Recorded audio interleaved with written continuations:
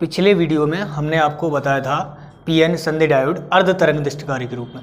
तो उसका जो पीएन संधि डायोड है वो अर्ध तरंग दृष्टिकारी के रूप में जो यूज है और जो परिपथ हमने तैयार किया था उसका तो चित्र ये है।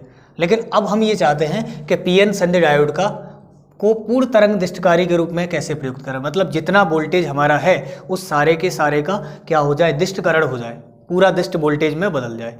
तो ऐसी इसके लिए हम क्या करेंगे, तो देखो इसके लिए क्या करते हैं, जैसे हमारा अर्ध तरंग दृष्टिकारी के रूप में है तो उसमें क्या करते हैं, हम उसमें केवल एक डायोड यूज करते हैं। लेकिन जब हम पूर्ण तरंग दृष्टिकारी के रूप में प्रयुक्त करेंगे तो बाकी चीज़ तो सेम रहेगी।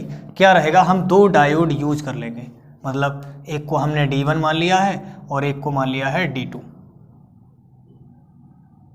ये कोई D2 डायोड है, ये D1 है।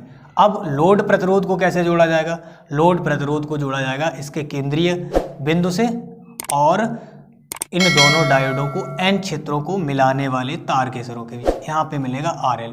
जहाँ पे RL होगा यहाँ RL के सिरों के बीच जो वोल्टेज होगा वही हमारा दृष्ट वोल्टेज हो जाएगा। तो यहाँ क्या मिलेगा, निर्गत दृष्ट वोल्टेज।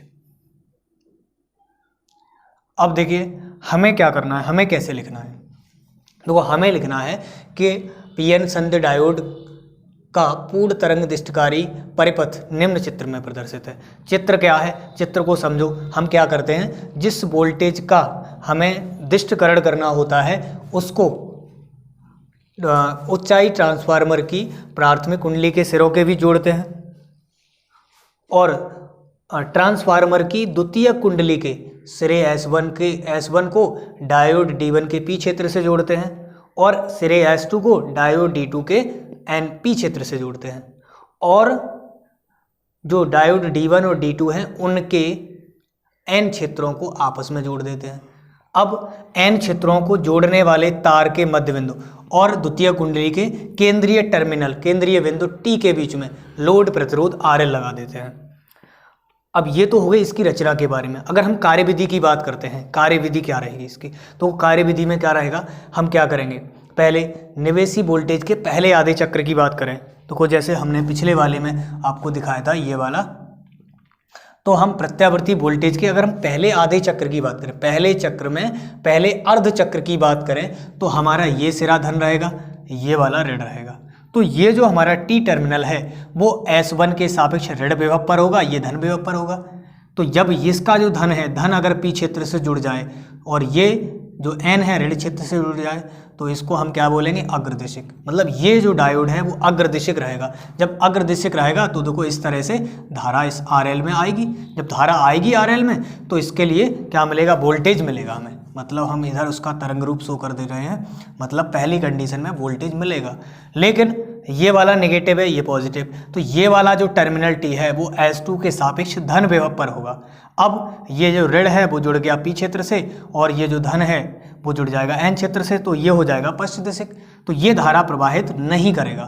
तो RL में इस वाले डायोड से धारा मिलेगी, बहेगी, तो इसे यहाँ वोल्टेज मिलेगा। तो हमारा ये वोल्टेज बन गया। अगर हम दूसरे अर्धचक्र की बात करें, दूसरा अर्धचक्र ये वाला हो गया, अब इसकी बात करेंगे तो फिर S1 S2 की ध्रुवता बदल जाएगी, ये ऋण ये धन। अब ये जो T है वो इसके सापेक्ष धन विभव पर होगा, इसके सापेक्ष ऋण विभव पर। तो ये वाला डायोड क्या हो जाएगा, पश्च दिशिक, ये हो जाएगा अग्रदिशिक।